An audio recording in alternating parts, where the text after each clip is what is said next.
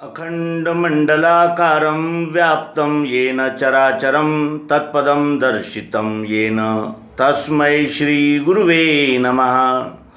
अज्ञानान्धस्य लोकस्य ज्ञानाञ्जनशलाकया चक्षुरुन्मीलितं येन तस्मै श्रीगुरुवे नमः। सर्वांग योग के 6वें अध्याय में भगवान श्री मायानंद जी चैतन्य वस्तु को उपलब्ध करा रहे हैं। वस्तु को प्रत्यक्ष यथार्थ और जैसे है वैसे और संपूर्ण स्वरूप में हमें उपलब्ध करा रहे हैं, यानी हमें दे रहे हैं, हमें वस्तु दे रहे हैं। ये वस्तु की उपलब्धि कैसे होती है, इस विषय में भगवान श्री मायानंद जी के प्रयास अत्यंत समर्पक है और हमें सभी मानिंदियाँ, अंधश्रद्धा, अंधविश्वासों से निकालकर और क्षर अक्षर, सगुण निर्गुण, साकार निराकार आदि विभिन्न प्रकार के द्वैतों से उन्होंने उबार लिया और हमें विश्व वस्तु की प्रत्यक्ष यथार्थ उपलब्धि करा दी।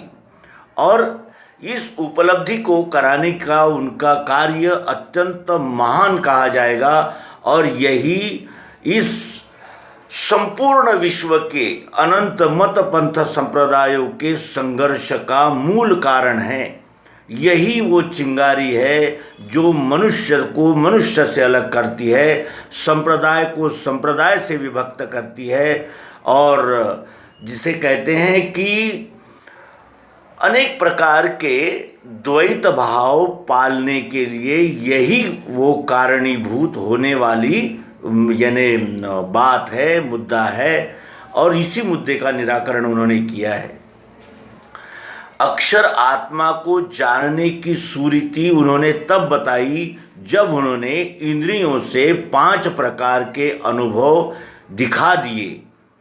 आँखों से रूप दिखाया, कानों से शब्द दिखाया, नाक से गंध दिखाई, जीभ से रस दिखाया और त्वचा से स्पर्श का अनुभव है। ये प्रत्यक्ष प्रयोग के द्वारा उन्होंने हमें दिखा दिया।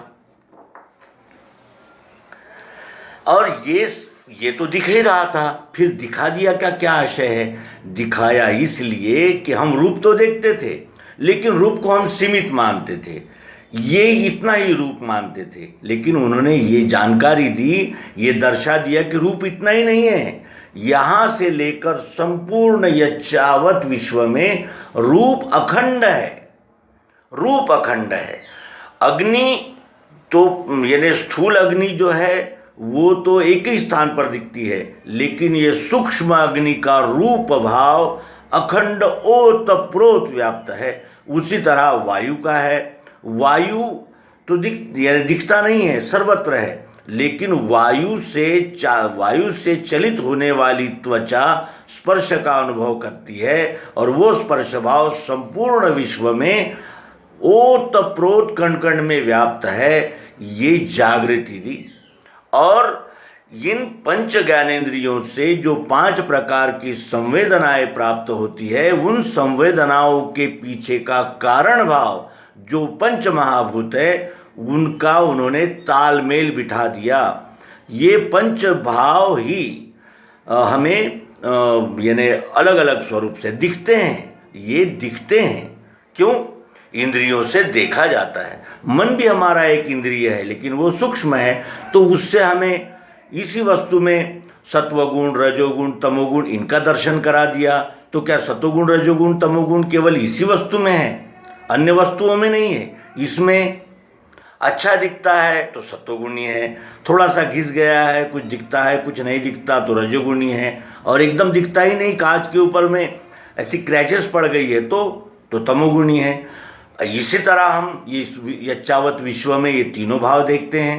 तो इस तरह शब्द, स्पर्श, रूप, रस, गंध और सतोगुण, रजोगुण, तमोगुण इसका संपूर्ण विश्व में दर्शन कराने के बाद उन्होंने ये दर्शाया, ये हमारे समक्ष बात रखी कि ये जो 5 तत्व 3 गुणों का जो खेल है वो किस लिए है?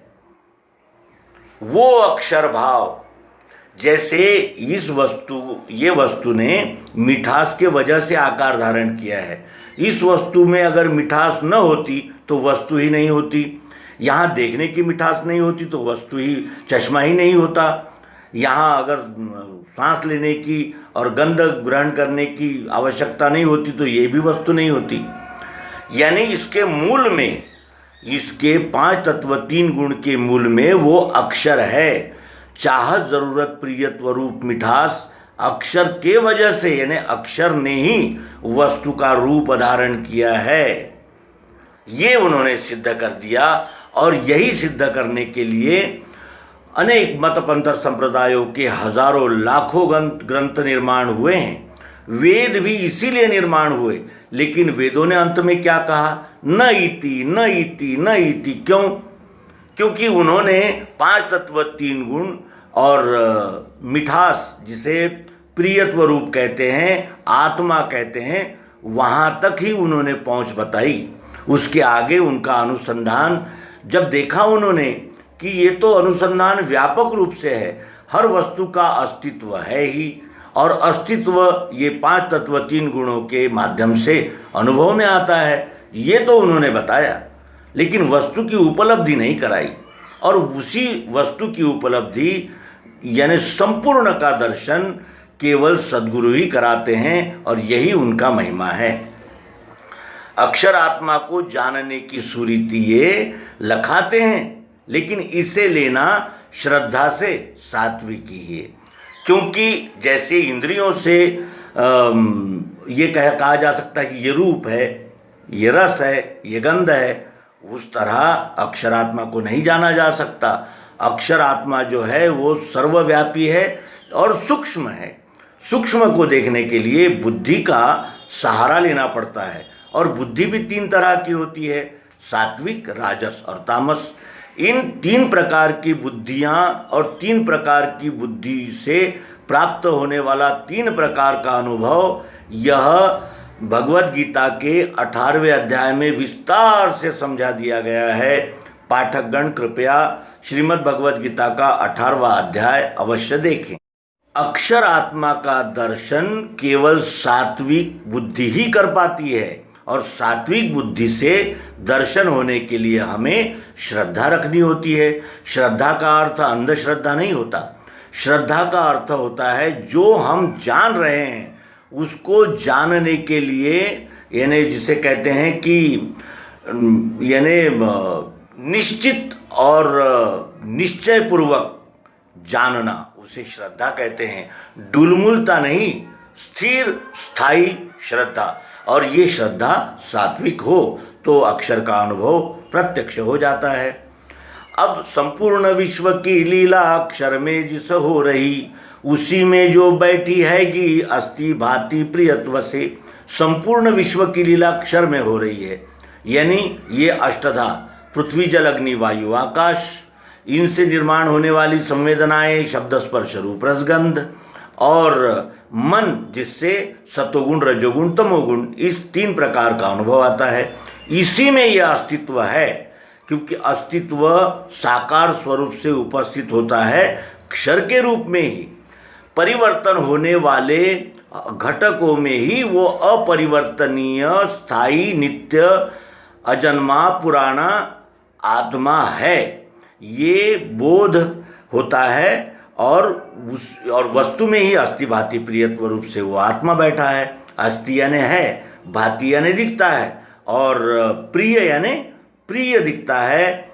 यानी जैसे ये खाने के लिए प्रिय है तो ये पहनने के लिए प्रिय है, ये सांस लेने के लिए प्रिय है, दांत चबाने के लिए प्रिय है, शर्ट पहनने के लिए प्रिय है, ये कंप्यूटर कार्य करने के लिए प्रिय है, ये कैमरा आपसे संवाद करने के लिए प्रिय है। ये प्रियता बिल्कुल लगी हुई है। बगैर प्रियता के साकार वस्तु हो नहीं सकती, और साकार वस्तु के बगैर प्रियता उपलब्ध भी नहीं हो सकती। इस तरह साकार निराकार का उन्होंने ये जो भेद था वो उजागर कर दिया, रहस्योद्घाटन कर दिया। और वेदों के नैतिका शेष, वेदों ने क्या कहा था? नहीं, इतना ही नहीं, इतना ही नहीं। तो वो फिर कैसा है? इतना ही नहीं कहने से थोड़ी हो जाएगा। इस वस्तु में रूप है, इतना ही नहीं, स्पर्श भी है, इतना ही नहीं, रस भी है, इतना ही नहीं, गंध भी है। इस प्रकार ये नहीं नहीं नहीं नहीं यानी इतना ही नहीं, सीमित नहीं है, वो असीमित है, अखंड है, ओतप्रोत है, सर्वत्र है।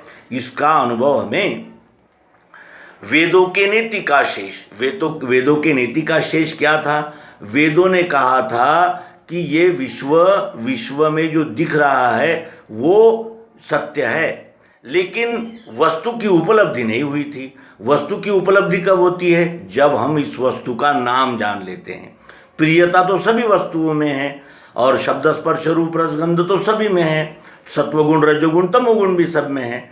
लेकिन ये कहने से वस्तु उपलब्ध नहीं होती। वस्तु का नाम रखने से ही वस्तु उपलब्ध होती है, और वस्तु का ही सर्वत्र भास हो रहा है। प्रियत्व रूप ने ही तो ये सारे आकार धारण किए, ये हम देख चुके हैं। और वो मिठास, वो प्रियत्व, यही आत्मा है। तो आत्मा यहाँ भी है, यहाँ भी है, यहाँ भी है, चर में अचर में। ये सजीव, इसे हम सजीव कहते हैं, लेकिन इसमें आत्मा है, प्रियता है, चाहत, ज़रूरत, अस्तित्व है। तो क्या इसमें नहीं है? इसमें भी है, इसमें भी है, इसमें भी है, सर्वत्र है। और वो मिठास यही आत्मा है। कैसी? निराकार। इसमें आत्मा है, कैसी है? निराकार है। निराकार यानी, निराकार का अर्थ है जिसका कोई आकार नहीं। इसमें देखने की प्रियता है, कैसे वो निराकार आत्मा को देखा जाएगा? और इसीलिए कहा गया है, होते ही वृत्ति नेत्रों से देखना निज रूप। तो अगर हमारी वृत्ति होती है कि हम नेत्रों से उस निज रूप को, उस मिठास को, वो प्रियता को, उस आत्मा को देखने जाएं, तो क्या वस्तु ही दिखेगी, दिखेगा विश्व ये सारा। यही उसका स्वरूप है, यही उसका स्वरूप है। और ये स्वरूप कैसे दिखा? बुद्धि के बल से दिखा हमें।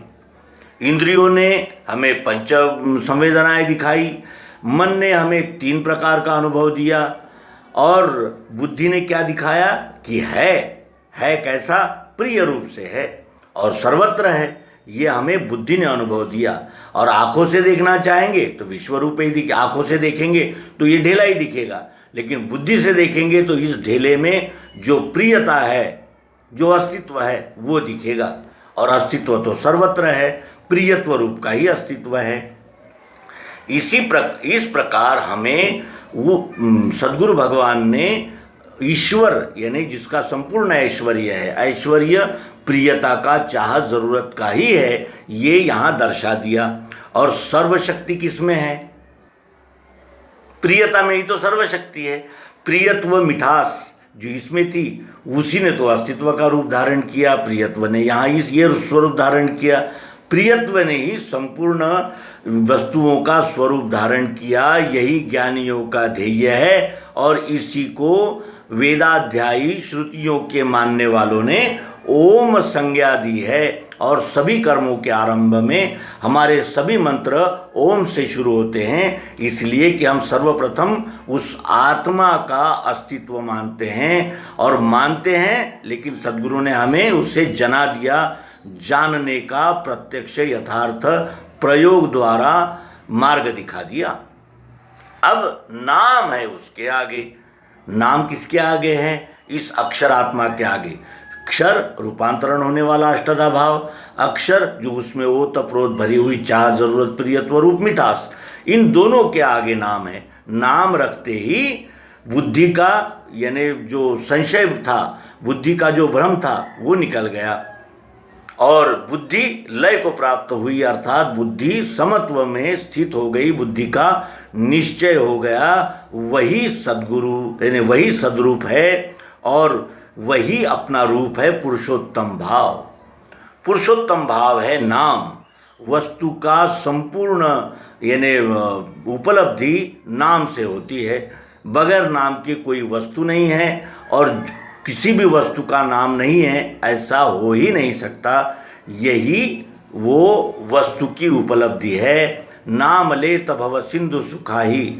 नाम प्राप्त होते ही हमारे सभी संशय भ्रमों का लय हो जाता है। यही वस्तु की उपलब्धि है, और यही सद्गुरु की महिमा है। नाम है उसके आगे जान के बुद्धि ही जहाँ लय को प्राप्त होती है, वही सद्रूप जानना। वही है अपना रूप पुरुषोत्तम भाव से, महिमा सद्गुरु की ये निज बोधार्थ है कही। अष्टांग अक्षर साकार नहीं रूप मिठास में, ये दोनों भावना छोड़ो अकेला नाम ही रहा। नाम लेते ही साकार और निराकार, सगुण और निर्गुण, इन दोनों का लय हमें वस्तु में हो जाता है। नाम लेते ही वस्तु का संपूर्ण बोध हो जाता है। क्षर अक्षर दोनों की नहीं है भावना वहाँ, नाम लेते ही क्षर भी उसी में है, अक्षर भी उसी में है। इन क्षर अक्षर इन दोनों भावों का लय नाम में हो जाता है। दृश्य साकार वही है। दृश्य क्या है? दृश्य शक्कर है। दृश्य साकार वही है निराकार भी वही। और निराकार भरी हुई मिठास क्या है? वो भी शक्कर ही है। दोनों का धाम भी है, वो दोनों का धाम है। आकार और निराकार ये दोनों का धाम है, इसीलिए इसे सर्व कहा। नाम ये सर्व का अनुभव देने वाला एक पुरुषोत्तम संज्ञक बोधक संज्ञा है। और एक ही वस्तु में जानो कल्पित भाव तीन, ये एक ही वस्तु में ये तीनों भाव है। यह शब्द स्पर्श रूप रस गंध, सतोगुण रजोगुण तमोगुण, चाह जरूरत प्रियत्व रूप मिठास, और उसका ये नाम शक्कर कहते ही दोनों भावों का हमें यानी दोनों भावों सहित वस्तु की उपलब्धि होती है। बुद्धि में स्थित होवे ये मैं ही संपूर्ण विश्व हूँ। इस तरह साकार निराकार सहित वस्तु रूप ही मैं हूँ, ये बुद्धि में स्थित होते ही हमारा द्वैत चला जाता है और बुद्धि समत्व में स्थित हो जाती है। समत्व का ये अनुभव, समत्व को ही समाधि कहते हैं। और ये समाधि की अवस्था जब अखंड रहने लगती है तो फिर अनन्यता उसको मिल जाती है। अन्य नहीं है, सब एक ही है। जो यहाँ है वही यहाँ है, जो यहाँ है वही सर्वत्र है। इस प्रकार का अनुभव प्राप्त होता है। और ये अनुभव अखंड जब रहता है तब उसे वेदों का सार मिलता है। वेदों की उपलब्धि करने के लिए ही अनेक प्रकार के ग्रंथ, मत, पंथ, संप्रदाय उपलब्ध यानी निर्माण हुए हैं। लेकिन वो संपूर्ण का बोध इसलिए नहीं करा सके क्योंकि उन्होंने क्षर अक्षर, साकार निराकार, सगुण निर्गुण का लय नाम में नहीं करा दिया और प्रत्यक्ष वस्तु का दर्शन नहीं करा दिया। इसीलिए वो त्रुटि यानी आंशिक आंगिक स्वरूप का दर्शन कराने में ही उन्होंने अपने अपने ग्रंथ, मत, पंथों का समापन कर लिया। और यही सद्गुरु की महिमा है कि सद्गुरु संपूर्ण वस्तु का दर्शन करा देते हैं। ये निवेदन आप सबके सेवा में वस्तु की उपलब्धि हो इस शीर्षक से प्रस्तुत किया है। आप सभी सर्वांग योग का व्यवस्थित अभ्यास करें और हम सब सर्वांग योग को अपनाकर विश्वरूप परमात्मा का दर्शन करके विश्वरूप परमात्मा की अनन्यतापूर्वक भक्ति करेंगे और विश्व को जानकर विश्व की सेवा करते हुए विश्वरूप ही बन जाएंगे। इस सद्भावना के साथ नर्मदे।